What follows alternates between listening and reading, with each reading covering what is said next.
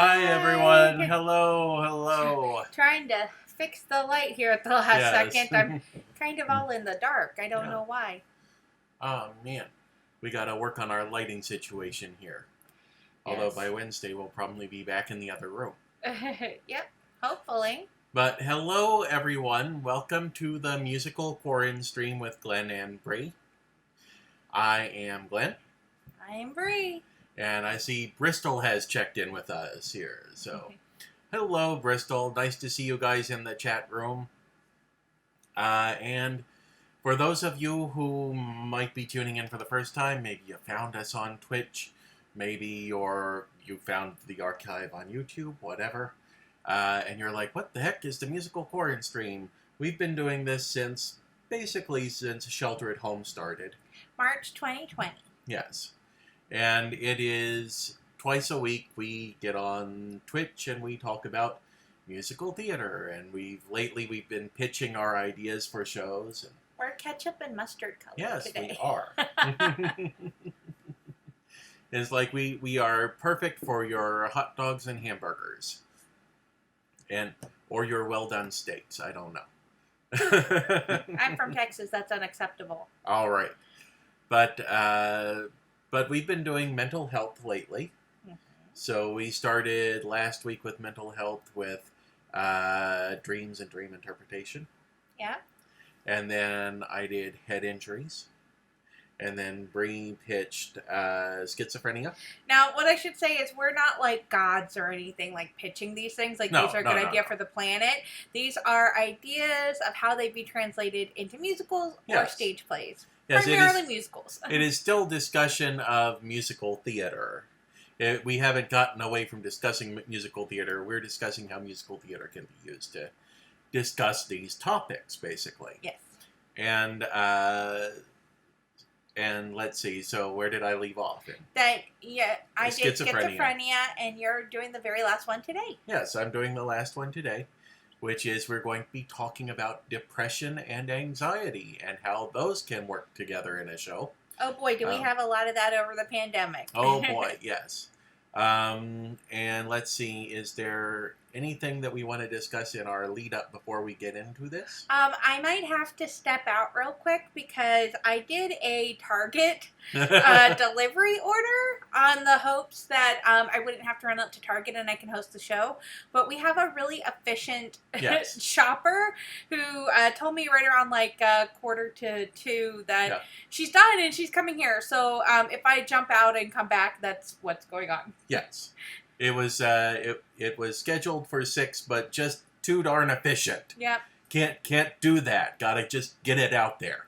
Well, that's the one thing that I was like, I've been so appreciative of everybody that's been a helper in the time of self-isolation, quarantine in place. So I think that, the people going out there and doing this stuff for us are really helpful, and I think it's definitely worth the cost of it. But, gosh, everybody's such a hustler that it's like, I could have waited for longer. It could have been at 10 o'clock at night, and they're like, no, I'm done in 2 minutes. And I try to explain, like, I would like shopping for me and doing me a favor that I'm paying you for to be on your own time. And if you stop by between 6 and 10 p.m., that's great. But everybody is hustling, trying to make that money, trying to stay alive. And I can't be mad at that. But also at the same time, I wish people could take care of themselves more. Yes. So Bri might have to weird pop complaint. out. Yes. And let's see. Psych 2, the movie. Very good. Very good.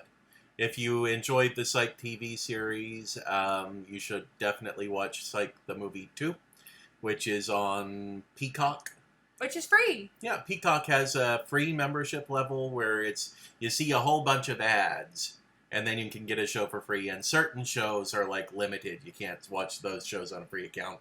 But at least for now, Psych the movie 2, subtitle Lassie Come Home, is available for free to watch. And I think like all the stories around it are really sweet, like how it kind of came about, and it's really kind of like people taking care of other people, which I don't think you get to see a lot in decisions of why things get made in Hollywood. And I've been reading like a lot of the backstories and the Hollywood press papers and stuff like that, especially on Timothy Amundsen, Hmm. and James Roday Rodriguez. Yeah. So, who are two phenomenal performers. Timothy Amundsen went through medical issues recently.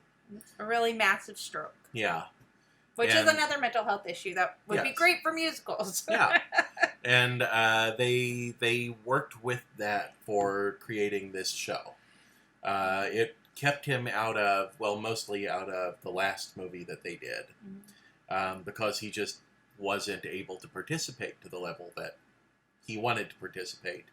But this time around, they've worked with Timothy Amundsen. They've worked with finding a way to set that up for his character that works really well. Yeah, they said there was like two directions they really wanted to go with for Psych the Movie 2, and they said they were hoping they could do a 2 or a 3, and the network said they could only do a 2, and because Timothy Amundsen is really just a lovely person, and he's been working in Hollywood, since the late 80s, early 90s, a lot of people have figured out ways to make him work. You know, so the friends that he's made in Hollywood wrote a show for him on This Is Us, and they decided to write this basically sequel movie for him, and I thought that was really sweet. I think that you don't really kind of see those types of decisions being made of, how can we reward one of the good guys? How can we have somebody work in a field that they love to work in, make, accommodations based on what they can do, but not necessarily say, like, your career is over, there's not anything here for you, but really make room for him. I think he said even to a point that he, wasn't expecting, which was real nice. Yeah. And then you also mentioned James Roday Rodriguez, which is a very good story in and of itself, of James Roday, one of the stars of Psych, finally being able basically to reclaim his last name, because he is half Mexican. His father is Mexican. And so his name is James Rodriguez. But he started working in the 90s as well, and they said back in that time, folks told him he'd never work in Hollywood. Yeah. Or he'd never be able to get cast into major roles. Yeah, he'd never get a lead role if he went by his name. So he went by James Roday he's gone by James Roday almost his entire career. And this is his first credit on screen as James Roday Rodriguez. So there's a lot going on around this show and in the behind the scenes of the show. And the show itself is a lot of fun. So. Yeah, I was like, I think if you loved all the characters from Psych, everybody's there. Really, really high comedy. Kind of like what I think you would see in a traditional episode, but extended a little bit longer to go into a bit more of like the lore and the in-depth personalities of each of the characters, which is really fun. So that is a satisfying artistic experience we've had. We've been watching on YouTube. Discovered a channel called How to Drink, which is a lot of fun because it's a mixologist. Actually, he makes the point that he's not a professional bartender or anything. He's an actor who really likes cocktails and cocktail history, and he breaks down the history of standard cocktails and also does new cocktails based on things that you see in like TV and movies and things like that. I would say my favorite one so far is he had his 3-year-old daughter Sydney come on and make egg creams with him, and one of the charming styles that he does on stuff is he has like a little conversation with himself through subtitles. So like he'll be drinking his drink, and then there's a list that appears on screen of kind of reinterpretations of what he's saying. And that one was really fun because essentially a lot of the critiques are, I'm 3. I'm not going to do anything you want me to do. Yes, I think my favorite line out of that one was popping up on the screen. I'm 3. Your plans mean nothing to me. But it was very sweet because he was trying to make a chocolate egg cream, and then she was like, "Oh, it's too spicy," and so he's like, "Well, figure out a way to make like chocolate milk," and she's like, "Oh, I don't like chocolate," so then he made her like a vanilla milkshake. And finally she was like, "Yes, this is the best one." Yes. But it's very, very cute. But he does stuff that's geeky or nerdy. He does a lot of things like based on history. Like he did some things about the Spanish flu and things about like national Argentinian or Brazilian drinks. And so he's been kind of fun to watch. and of course we've just been kind of trying to watch as many things that make us happy or things that are kind of calm and relaxing. There are some things like I do want to eventually get into that I've been hearing are very good. Like I'd love to watch the Babysitter's Club series because of course talked about children's books a while back. That was definitely a large chunk of my library. Also, there is a movie out that's called Work It, starring Sabrina Carpenter and Jordan Fisher, who I both really like, and so I'd like to go see that on Netflix. Yeah. There's a few other things I think coming out kind of in the near future that a lot of people have been raving about that, you know, I'm going to have to try to sit down and figure out how to make that all work. Yeah.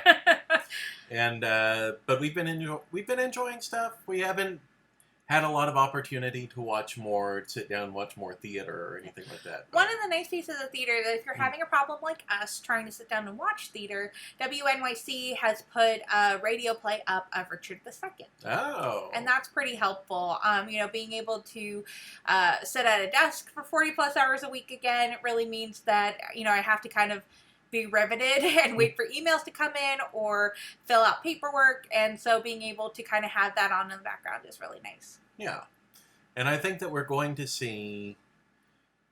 We've seen a lot being done with, like, live readings of shows over Zoom and things like that. I think that we are starting to see people tackling this idea of, okay, well, what do the arts look like when you're not allowed to gather a live audience in a space? Well, you know, here's a really good debate. I don't know if you guys have seen it around the internet, but there is, I guess, a dinner theater in Indiana that opened up.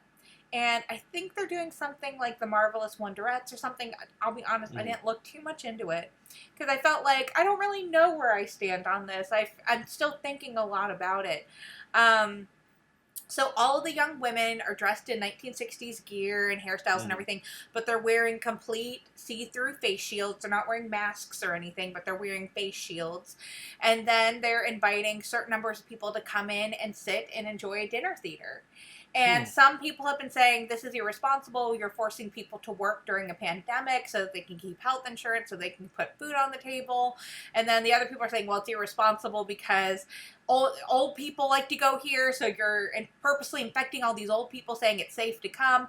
And then there's other people saying, well, if they're all consenting adults and they all know what they're getting into, you know, why not let them just have that kind of enclosed space of a theater and let them all do what they want to do? Yeah.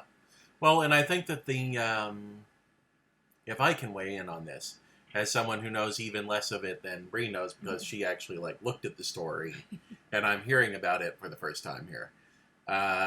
If I look at that, my argument about they're all consenting adults and everything is, but in this current situation, in the current climate as we know it, are they genuinely informed on everything that's involved in this? Because there's been so much debate and misinformation and like open misinformation and things like that, that without having a body that's willing to step in and say, here are the facts, in a way that is, I want to say unquestionable, but basically in a way that is like, we're not here to debate this, these are the facts. It feels like consent becomes very problematic in terms of consenting to be in a space with a whole bunch of other people during a pandemic. But I don't know. I feel like that's something I would love our audience to weigh in on. Yes. If you want to go ahead and tweet at us, if you want to go ahead and comment on this video, if you want to talk about it in the chat, kind of like what do you think about theater where, you know, audience members wear masks and performers wear face shields? Like, what do you kind of think? Do you think that's acceptable theater? Do you not? Why or why not? I think that's definitely a discussion to have, whether... I think that what I kind of get concerned about a lot on social media is there's a lot of shutdown very early on, and I think that there's a lot of kind of like complex issues about why people are doing what they're doing. I mean, I think that's why I studied psychology, is I'm very interested in figuring out why people do what they do, because people are not rational actors. They're not very predictable, as much as we like to pretend we can know and control stuff.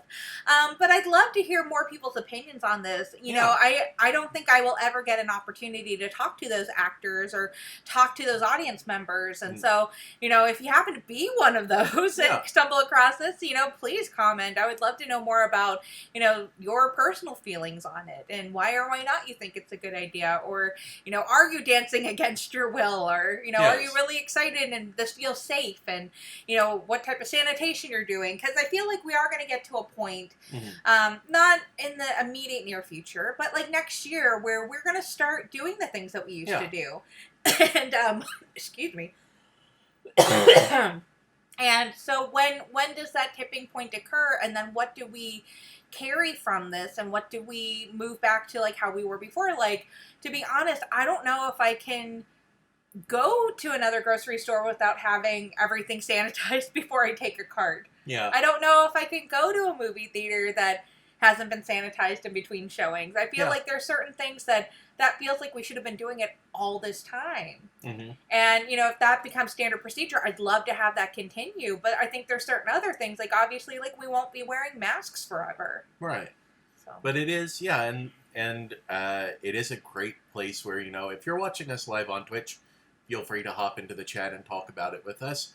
If you're watching us later on YouTube, drop into the comments and talk about it, because these are things that we need to be discussing right now. And, I mentioned my level of like hesitation on one argument for the dinner theater and everything like that. But yeah, it is a very complex topic. There are people in Florida right now with the theme parks reopening. Mm-hmm. I have friends who have said, we're not going back to the parks. We work at the parks, but we're not going back to the parks until the parks have demonstrated that they're genuinely taking every possible step to protect their performers and their audience. And then I have other friends who have said, well, nothing's perfect. It's not perfect, but I want to go back and I want to work because this was my dream job growing up, and I'm not going to stop working my dream job. And I think I've also, I've worked more with doctors recently, but I know there are some doctors that are just like, look, we're all going to get this. Like, it just is a matter of when, and I just want to be the last person to get it, And I feel like we all kind of have different levels of risk we're willing to take, and we all have different levels of knowledge and ability about stuff. But I was like, I thought that was a really interesting conversation I had with some of the physicians I worked with, is how can we keep ourselves safest the longest? Because if there's not going to be certain elements of national safety put into place, it's inevitable we're all going to catch it. Yeah. And it is, it's a very difficult topic. Mm-hmm. And it's made even more difficult by, like you said, there should be something done on a national level to do it, but there's nothing being done on a national level. So, and the national level is being focused more towards like the very scary things that are going on in Portland and Chicago. I feel like on the one hand, I'm really glad for the invention of smartphones that I can kind of be able to see what's going on. But I feel like a lot of us have seen what's going on for a long time and have called for change, and it's not really happened. And it's been very, very scary of the level of human rights violations that are going into a lot of the policing of protests and even like the policing of pandemics. I was like, I think that I saw something online where people said, it's like you're not supposed to kill guilty people either. That's the whole point of being in America, is you get a fair trial and everything. So one of the things that keeps being brought up, I have seen the word graffiti more in the past week than I have seen at any other time in my life. And that's difficult because I have watched entire documentaries about graffiti artists. And yet... An Electric Boogaloo. Yes, an Electric Boogaloo. I have watched the Electric Boogaloo movies. I have watched the Break-In movies so many times. And graffiti was a big part of that. Yes, coming from Bristol, yeah. Yeah, I think that's a really great point, that it's like we like to pretend that these are personal choices, but they're not. Yes, they're not personal choices, because when you're dealing with a pandemic, a personal choice ultimately winds up affecting everybody else. That's you do not get to determine who gets sick and who does not. And I saw somebody recently posting up a chart of who is being hardest hit, what age groups are being hardest hit. And it was people in their 40s and 50s in the United States, where everywhere else it's following the sort of demographics that everyone expected the disease to hit. Here in the United States, we're being hit hardest in the 40s and 50s. And the person who posted that was like, see, Generation X and Millennials, you need to do better. And I'm like, but that's the workforce. Right, and I think that came from like the city of New York or something. Yeah. It was like a post that was online saying, "Oh, look at all these 20s and 30-year-olds who are still going to work and still spreading the virus and stuff like that." But you know that's who have families. That's who have young families. That's who have households to support. Who may be supporting those 40 and 50-year-olds. Who may have individuals who are on disability or are unable to work. So yeah, I feel like it's really tough to mandate decisions upon other people, but I feel like if there was that support like they had in New Zealand where everybody got like $7,000, $8,000 and was just told stay at home, Yeah. you know, I think we could really beat this, but it's that really weird thing where, well, if rich people can kind of keep their money, we really don't want to give it to everyone else to just stay alive. Like we'd rather have all those poor people die, which is really what it seems to be as far as national policy. That's horrible. Yeah, that basically is it. It is the fetishization of the idea of you don't get something for nothing. And it's like, well, if you had assistance to allow people to stay home during a pandemic, that's not giving them something for nothing. That's giving them something for assisting in the broader effort to keep down the pandemic numbers. Yeah. You know, and you can't make people understand that. You can't make people understand, no, we really need assistance so that people who right now are essentially wage slaves are able to do what it takes to keep people healthy. Well, I had a really interesting conversation as we're getting back on topic towards mental health. Yes. I'm still going to my therapist. I still really like it. I still think it's really helpful. You know, anytime I have an hour and a half a week to just talk about me is really nice. But, you know, one of the things that I was kind of encouraged to think about was you make an assumption that hard work equals more money. Why do you think you make that assumption? And start to challenge that assumption. Because it's like, can you think of situations where people don't work very hard but make a lot of money? Right. And do you think that you could possibly be one of those people, and why?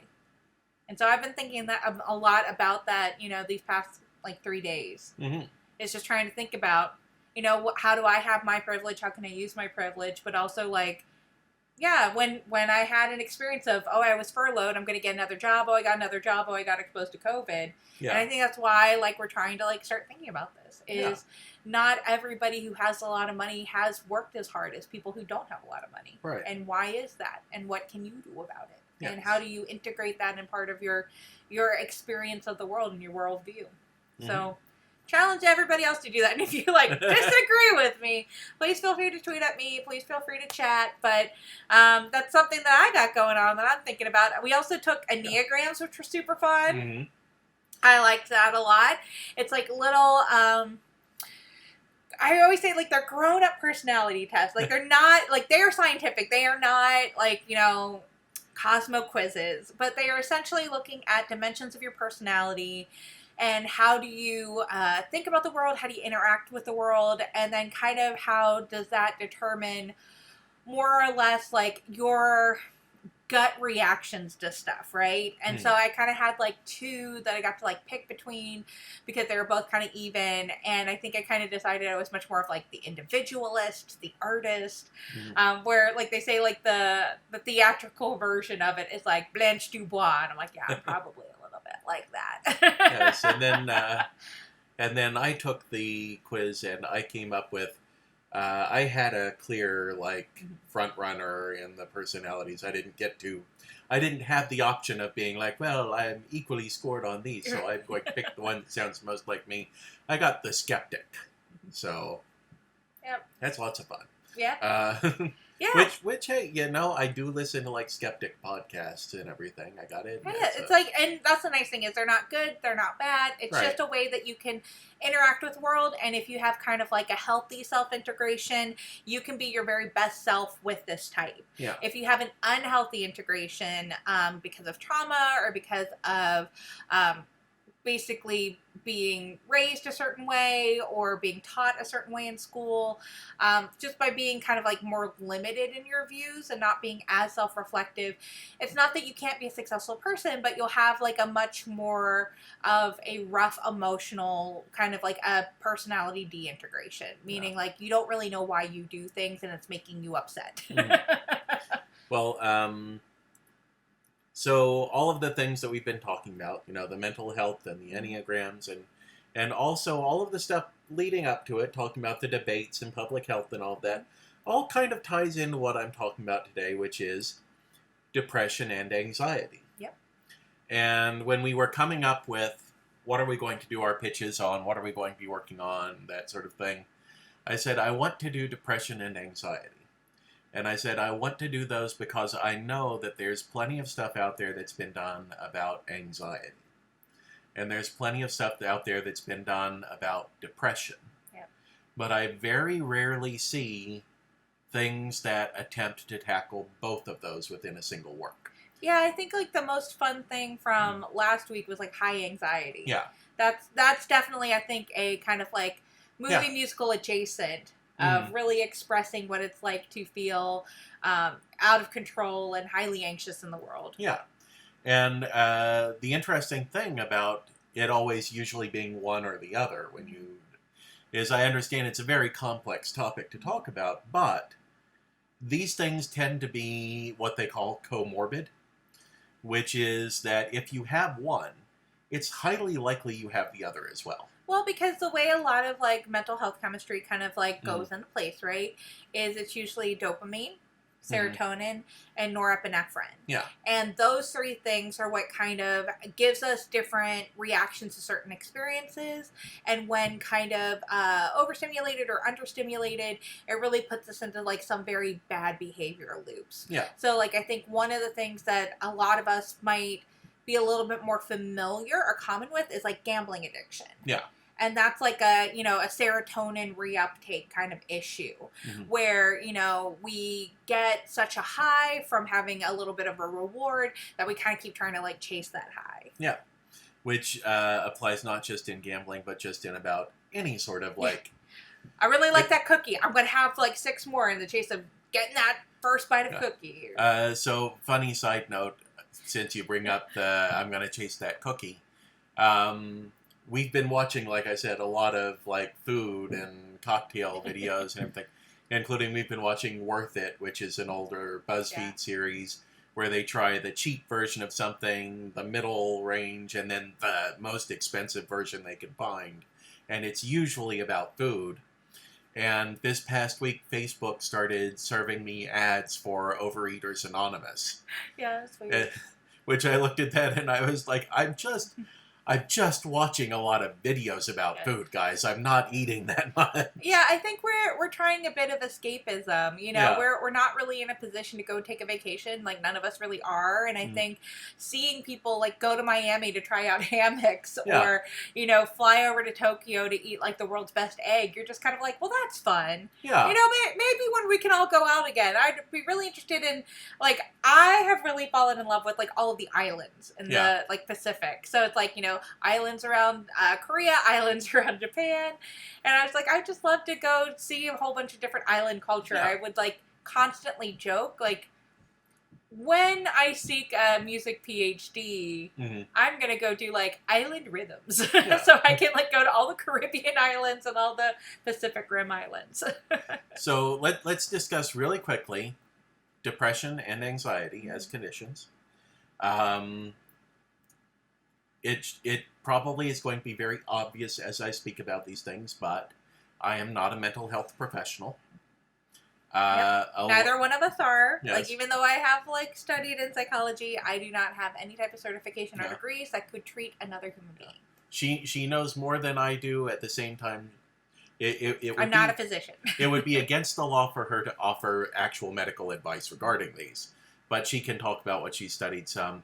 For my part, what I'm working from is really what I know and understand about the conditions from having them and having dealt with them and having discussed them with my own physician.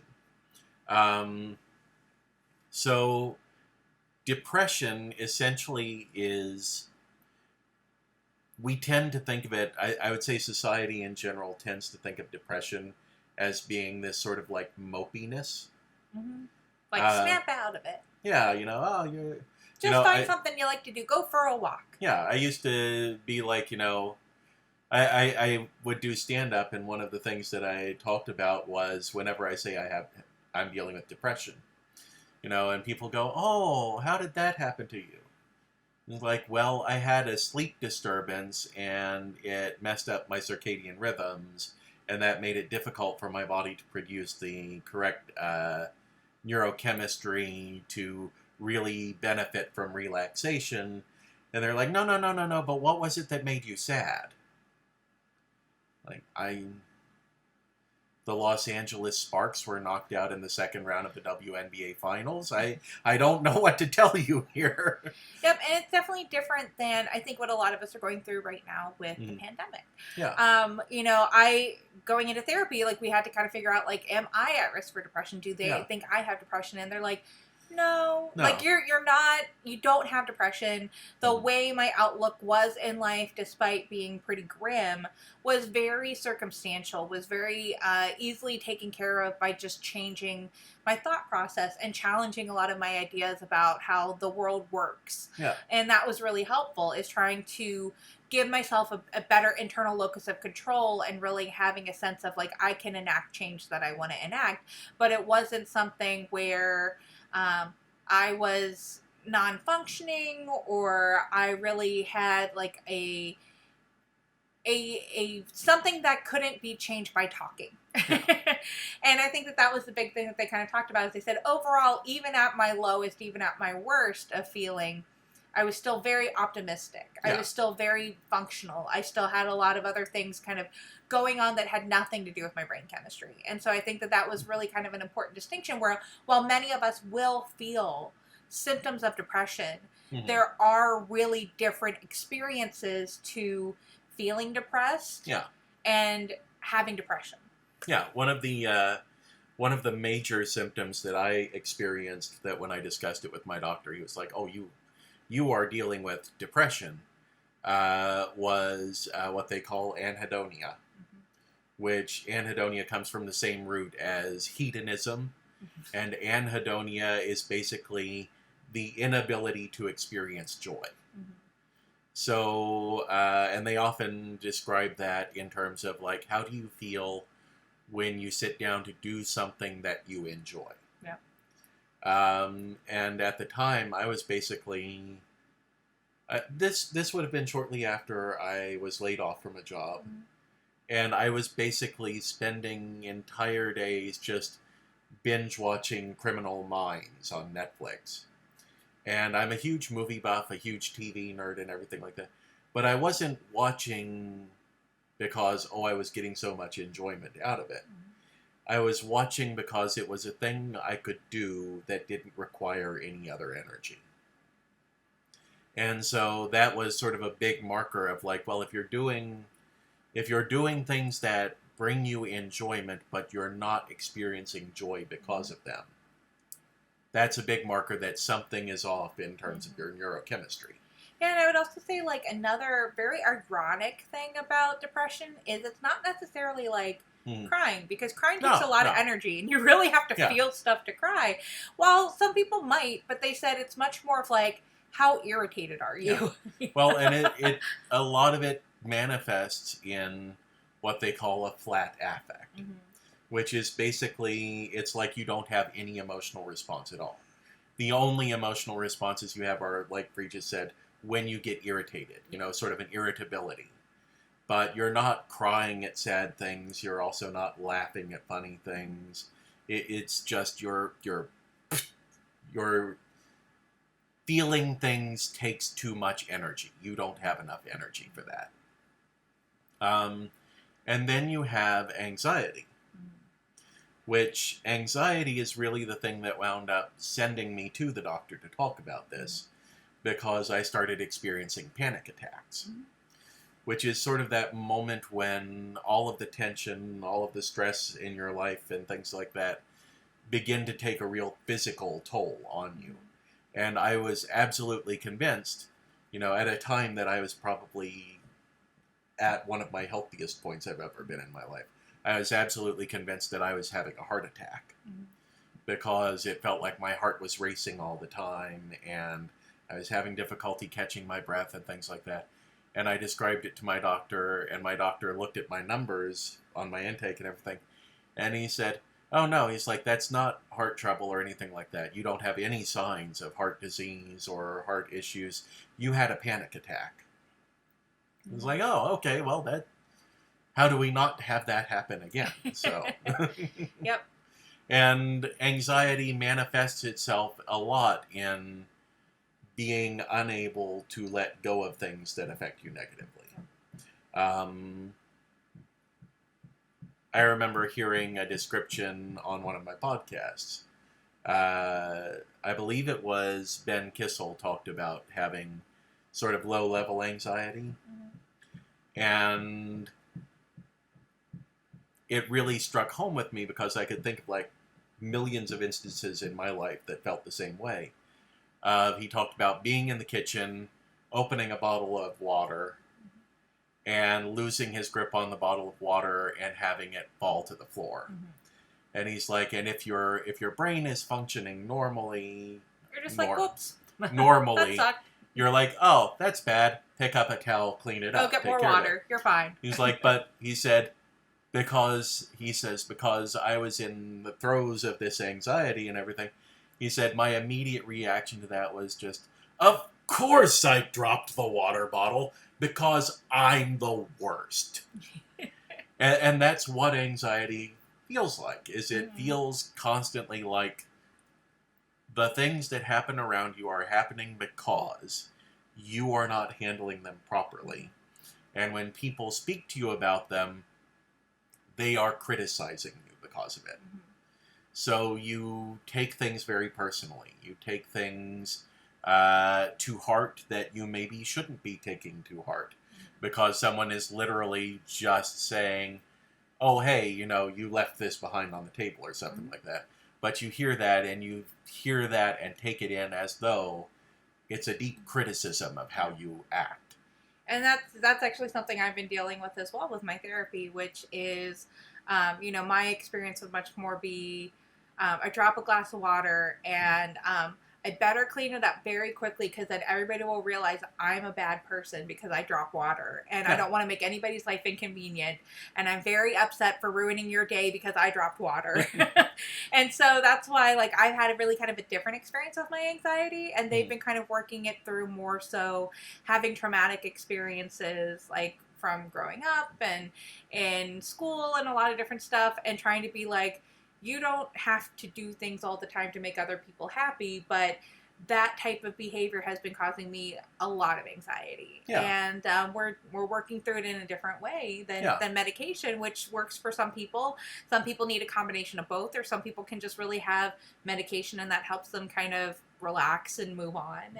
And it's really kind of interesting. It's never one way of being treated. And I think it's one of those things where there is a therapeutic element to it, of needing to learn proper, appropriate coping mechanisms, things like that, needing to address issues. Like, if you're constantly having the thought of, well, I'm the worst person, what are you dealing with that makes you think you are a bad person just off the bat, that sort of thing. But it's also amazing the level to which chemistry and biology come into it. Because I can remember when I was given medication for depression, like, by the end of that week, I was energetic again, I was having creative ideas again, I was doing creative work again. That flat affect just disappeared virtually overnight. So I was able to actually get into doing the things that I enjoyed again. Now, it turned out that didn't help all that much with my anxiety. Mhm. I stopped having panic attacks. That's a good thing. But I basically stopped having panic attacks because being able to actually get rest that recovered me allowed me to, like, rebuild my defenses against that kind of anxiety. And I'm not going to go into any details about it because I'm not entirely certain what's covered under a contract for the experiment and what's not. But I underwent an experimental treatment this past year for my anxiety. Mm-hmm. And it worked so well that I'm really annoyed that it's not available on the market for me to buy right now. Yeah, I mean, it worked when it worked. Let's Yeah. put it that way. It broke a lot. Yes. So that's probably why it's not on the market just yet. Yes, my understanding is they have a new model that is not breaking down as much. But when it was working, I actually literally had the experience of dropping a water bottle like 2 days after I started it and just being like, oh, man, and picking up a towel and cleaning it up. And I remember cleaning up the water that spilled, picking up the bottle, putting the bottle on the counter, and stopping and going, wait, is this what, like, the rest of the population feels when they drop a bottle of water? Like, not instantly leaping to self-recrimination for having dropped the bottle of water? Well, and that's the one thing that I think you kind of have to be careful of in kind of creating experiences of theater towards empathy, compassion, and understanding to these things, because a lot of people will talk about gaslighting, and gaslighting kind of being a way that you can create anxiety or depressive feelings in other people by kind of removing agency, or by creating basically parasympathetic stimulation in your nervous system. Like one of the things I kind of talk about is I'm a very jumpy person. Like if Glenn sneezes too loud, I'm like, oh my god. And kind of working through my therapy and everything has kind of made me a bit more calm. But basically it's trying to create an environment for myself that I'm not always raw or on edge. And unfortunately, we have upstairs neighbors, which I'm sure they are lovely people, but they love banging on stuff. So, so like I'm buying myself some, earplugs. I'm going to take some melatonin. So it's like trying to figure out which things are self-care for you in order for you to kind of preserve your own sanity. So you don't want to be creating like these types of theater, which actually I've heard of several cases. Not really in the United States so much, but in international situations where they're, hey, just sign a waiver and we're going to give you anxiety. We don't want to be doing that. No. What I see, so let's talk a little bit about the show, because we've talked about the conditions now, and we've been going for 43 minutes. That's the problem with a complex issue, though. Yeah, you get into discussing the issue, that takes up the bulk of the time. I would want to explore, we've talked before about, we talked about the head injuries and the idea of the musician or whatever. And I was like, I don't know if I want to do that because I don't want to get into the whole, it creates genius sort of trap. But in dealing with depression and anxiety, I think one of the things that I would want to explore, I think that's very appropriate to explore, because that has become so much the mythology around depression and anxiety, is the idea that this is a way in which artists suffer that makes their art good or worthwhile or better. Yeah, I think like we've talked about two really good examples in kind of the nerdery area is Will Wheaton talks a lot about working with depression, and then that Doctor Who episode with Vincent Van Gogh, which covers an area in which Hannah Gadsby also talked about that Van Gogh is very frequently brought up as an artist who had depression, who struggled with depression, and people go, oh, but just imagine if he had been medicated, then he would never have produced all of these wonderful paintings we enjoy. And it's like, well, first of all, as Hannah Gadsby points out in Nanette, those paintings were produced at a time when Van Gogh was medicated and seeing a therapist regularly. He was under doctor's care at a sanitarium. Yeah, I mean, I think it just goes to prove when you have, stressors like how am I going to live, how am I going to eat, do I have a clean place to sleep, what can have people really thrive, especially artists. Yeah. And so the idea of, if he had been medicated, we would never have gotten all of those masterpieces, is like, it's flat out not true, because most of those masterpieces were created while he was medicated for his condition, while he was receiving the treatment that he needed. And not only that because of the medication, a lot of the pieces he created were for, like, his nephew and his brother. Like, he was able to feel those interpersonal connections of gratitude and love, that he wanted to create things for other people. Yes. So the anhedonia wasn't there. Yeah. And so I feel like that makes it very appropriate to address this issue of depression in the arts. I know that when I was struggling with my depression at its worst, like I talked about, I was basically sitting on the couch binging television nonstop. Yeah. And you would get very mad at me. Yes, I would get very mad. Because I would say, what did you do all day? And he's like, I guess I just didn't do anything. Blah, blah, blah. Technically, I wasn't getting mad at her. I was getting mad at myself. But she was the one who was hearing me get mad. She was the one who had to deal with me, like, barking over this stuff. We are much better now. Yes. That's the good thing about me learning how to talk to other people and you being able to find something that works for you. Yeah. And it is, but she would ask, what did you do today?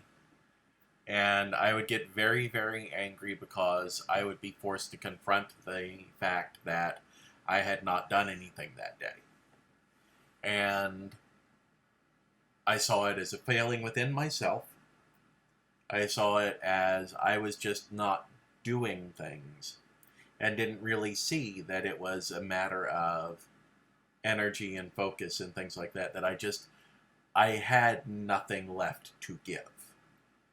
So the question of what did you do today irritated me, made me angry, because it made me think about what a bad person I was, when in fact I wasn't being a bad person. I was a person who was experiencing a very bad headspace, a very bad neurochemistry. And I think that is, I would like to see a story done of someone who has gone through depression like that, and who is attempting to wean themselves off of treatment for that. Because that's another thing that's important to know about depression and anxiety, is that they can be conditions that you experience once. And then you get it treated, or you find assistance for it in some way, and it evens out, and you go on with your life, and it was just a momentary, like, chemical disruption, neurochemical disruption. It can also be a thing that you are genetically predisposed toward. Yes, I was like, I think the important thing to mention right now is if you have been told to take medication, do not ever independently decide you don't need to take it. There are a lot of different side effects, and that's just something of like why most people who are taking medication will also seek therapy, maybe not continuously, but at certain points of time regarding tapering off medication or stopping medication completely. If you have been prescribed medication, please take your meds. Yes. Yes. And again, we're not medical professionals, but as someone who has dealt with it himself and everything, I can say, do not go off your meds on your own. But it is not uncommon for people to be medicated and then under a doctor's care, wean themselves off of the medication and be like, I'm fine now, I've been treated. It was a mental illness, I'm better now. Well, to be fair, like you had an experience like that in Ohio. Yeah. Where you're like, I'm better, and then we tried it, and then it was not the right time. Which, that was under a doctor's care. And the doctor said, well, let's drop your dose to half. So we kind of, my medication can be in a dosage of anywhere from 5 milligrams to 20 milligrams is typically the prescribed level, somewhere around there. And my prescription is right at 10 milligrams. So I'm at the halfway point. You can cut it down to 5 milligrams. Then from 5 milligrams, wean to completely off the medication. And so I was like, I think I'm ready to try to wean down from this. We went down to 5 milligrams. Within a week, I had enough of a negative reaction to that, sliding back into what I had climbed out of, that I was like, this is not the time for it. And that doesn't mean it'll never be the time for it. But it means I'm dealing with enough right now that getting off of the medication completely does not work for me at this time. And also sometimes, like, medications may have to change. Like, I know Wellbutrin was really popular in the early 2000s, but that was actually causing a lot of really negative reactions to folks committing suicide once they had enough energy. Yeah. It didn't really help with a lot of the mental, readjustment issues, but it gave people enough energy to be like, great, now I'm going to finally commit suicide because I'm still sad, but I have energy. Yeah. So I feel that, because we're still learning so much about the brain and we're learning a lot about neuropharmacology, the important thing is like to always kind of like make sure that you're being very aware, like keeping a journal or just kind of keeping awareness, and then being able to be willing to go in to talk to a physician about new drugs being available if something is not working for you. And it is, I don't want to drag us too far out. I want to talk a little bit more about the show and everything, but I do want to say really quickly, I have had a few instances where I have, for a few days, had to go without my medication completely. Because, in large part because regulations have changed since I was prescribed this medication. When I was prescribed this medication, I was told it's a very easy prescription to get filled because there's literally no recreational use for this drug. Like, the drug takes a long time to build up in your body. It takes about a month to really get to a level that it's having a significant effect on you. Nobody takes this pill and gets high right away. So since it's not an opiate, it's not addictive, it's not an instant high, it's not a party drug, they're like, you're fine. Your prescription is going to be fine.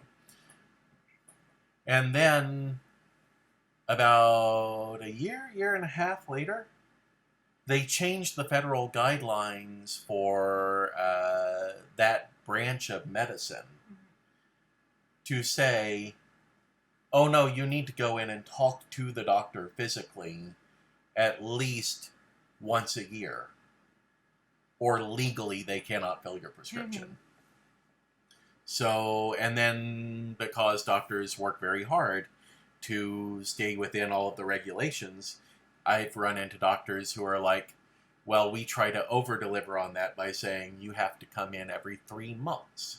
You have to come in every 6 months, whatever, something like that, so that they're absolutely certain they're within the regulation regarding this.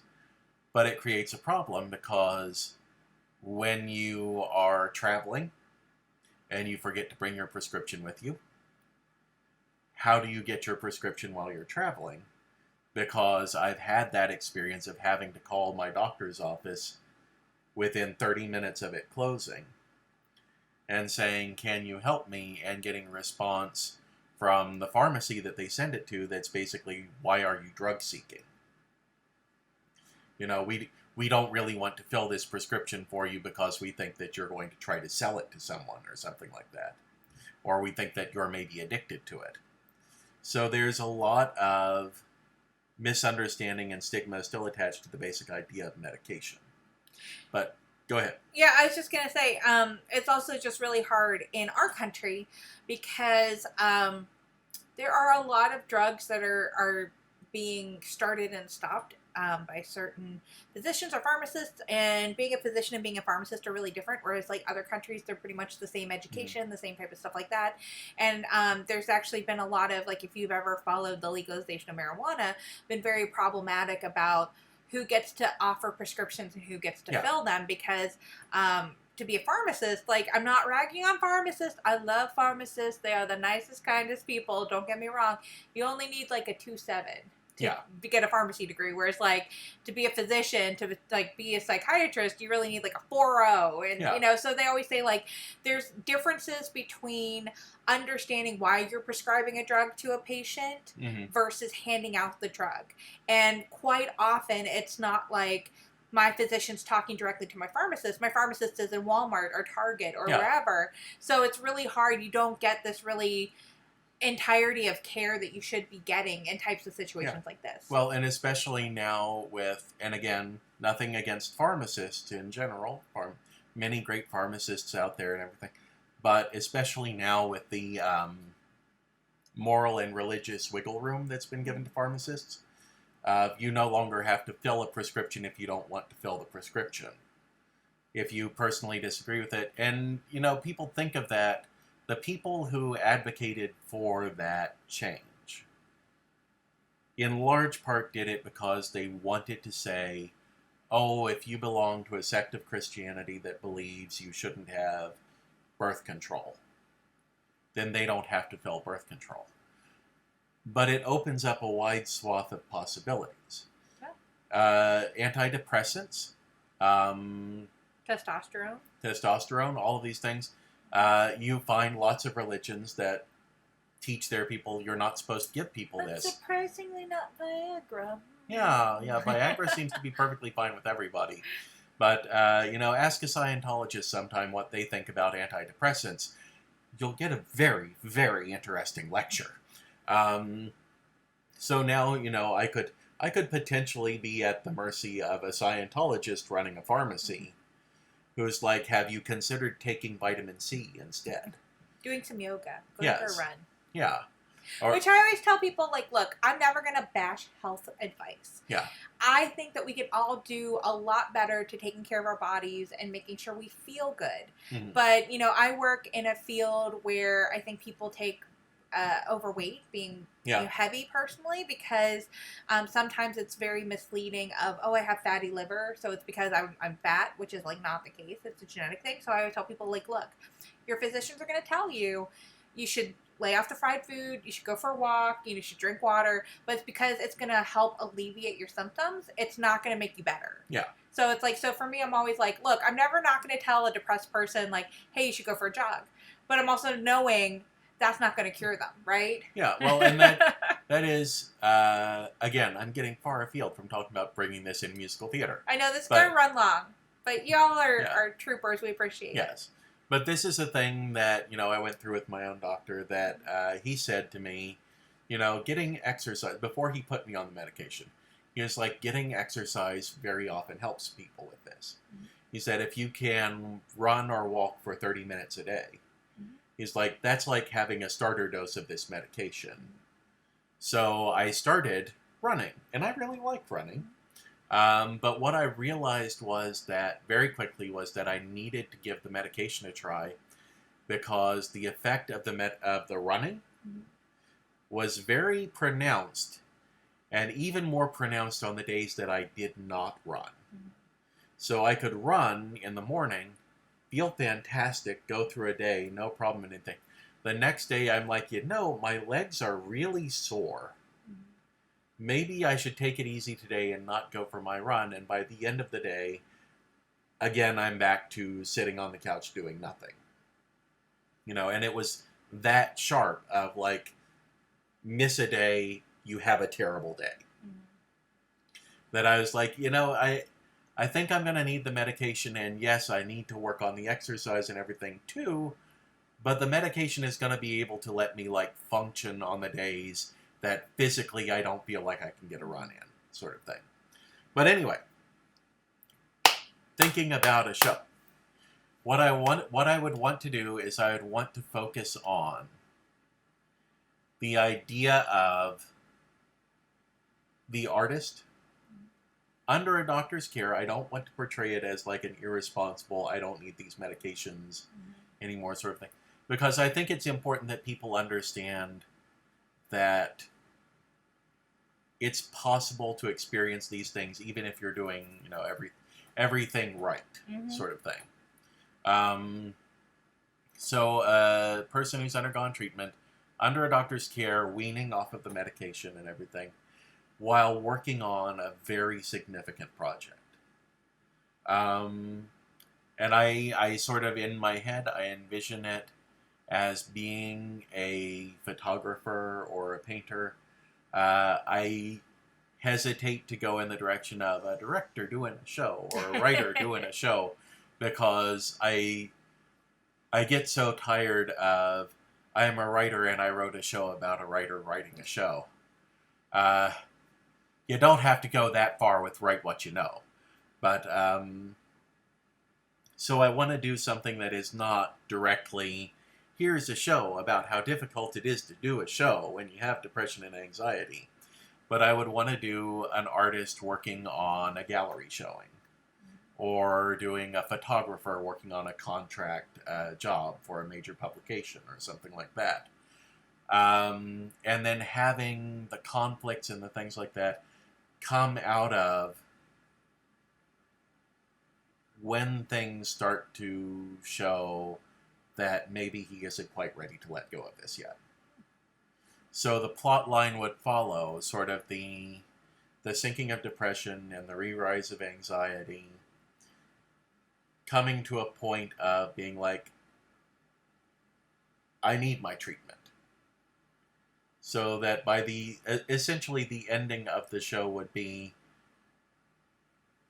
the realization, going into treatment again and taking on the prescription again and everything, but not realizing that that is not a defeat to do that.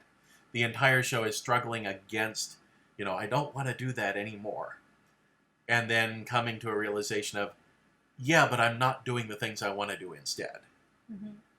And having to wrestle with that and get that all back into place of saying, okay, I go on the medication and it isn't a defeat.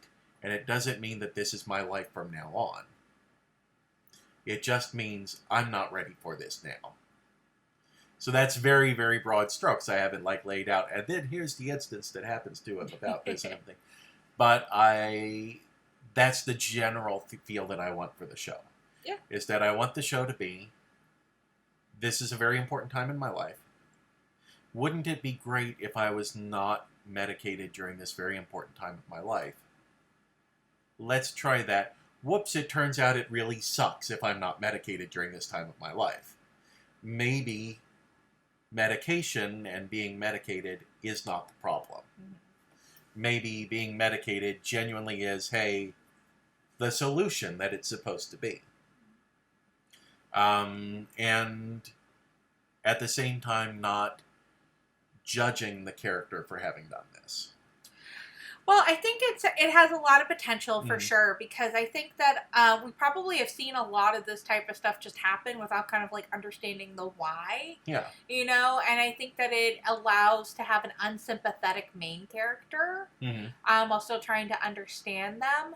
And I do like the whole, it's not and then sad violins at the end, which I feel like we see happen quite frequently in these types of stories where it's oh, they just couldn't hack it. Oh, it's so sad. They'll never be free or whatever. Yeah. I don't know. So, yeah, I don't know. It's I think that sounds like a good rough outline. I guess, how are you going to express kind of maybe empathy or understanding and have these feelings of depression and anxiety to the audience? Because sometimes it's really hard if you see an irritated person for people to really find a lot of investment in that story. I think that it is going to be a very delicate balance. I think a lot of that would have to come through the music and the musical numbers. And I think that that's appropriate because musical numbers within musical theater, I've often heard it described as, when you reach the emotional point, that speaking no longer communicates the emotion, you go into song. So it's difficult because... You know what? That actually could be very lovely. Where it's the more he kind of descends into the depression and the anxiety, the more operatic and melodic it kind of becomes. So it's maybe in the beginning he's talking and he's communicating by talking. And then as the feelings start kind of hitting, he communicates almost solely by singing. Yeah. So it's almost a bit of what you would see in a fairy tale curse. You'll be cursed to sing until you, find your true self or balance or whatever. And I think you have moments where you can play with the... It would be something that I would want to workshop to see if it genuinely works or if it's bringing too much levity into a serious issue. But I think that there are moments that you can play with the idea of provoking a response from the audience of, wait, should I have been laughing at that? Mm-hmm.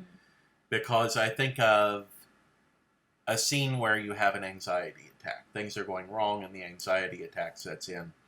And what I think of is the Call Me Back number from Women on the Verge of a Nervous Breakdown, which is a very, very funny, fast-paced patter song.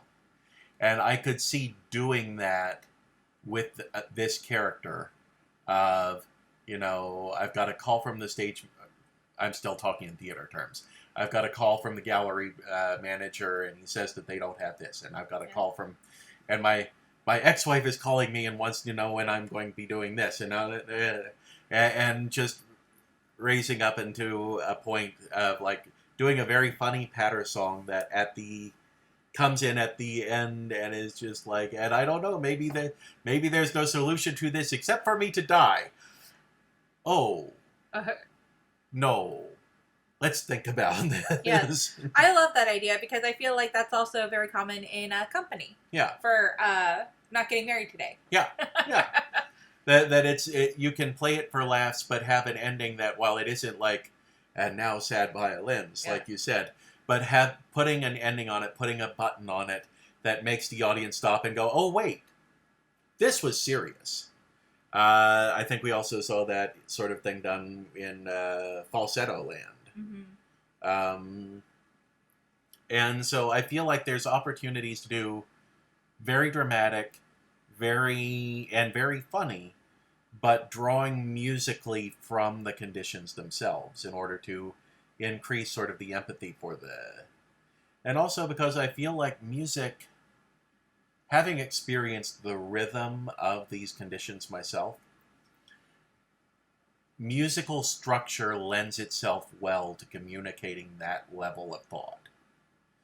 Because a lot of times what you get into, I've described for my depression, sort of a shame spiral, which is sort of like you get an idea in your head, it makes you feel bad about something usually something that you have not done that you were supposed to do. That makes you feel very bad about it. You now feel like you don't deserve to actually be able to accomplish it, which leads you to further not doing it, which then makes you more depressed about it, and it just sort of pulls you down. And I feel like the repetitive elements of music, the fact that music is repetitive in structure by nature, really captures that sensation both of depression and anxiety, of the ideas just build and they recur and they repeat. Well, yeah, and I think that there's certainly examples of, like, in opera where you have certain themes. Mm-hmm. So it's like you can have certain, like, emotional through themes through, 8 bars music. Yeah.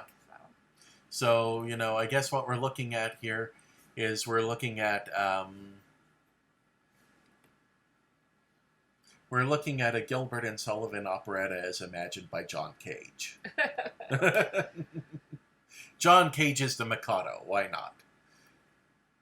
Anyway, but these are the ideas that I would want to work on and want to workshop for audiences, for test audiences, and that sort of thing.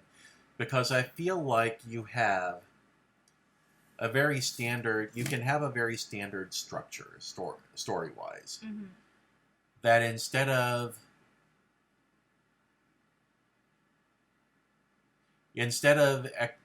making everything about the exterior issues that make this a problem, can be about the internal issues that make this a problem.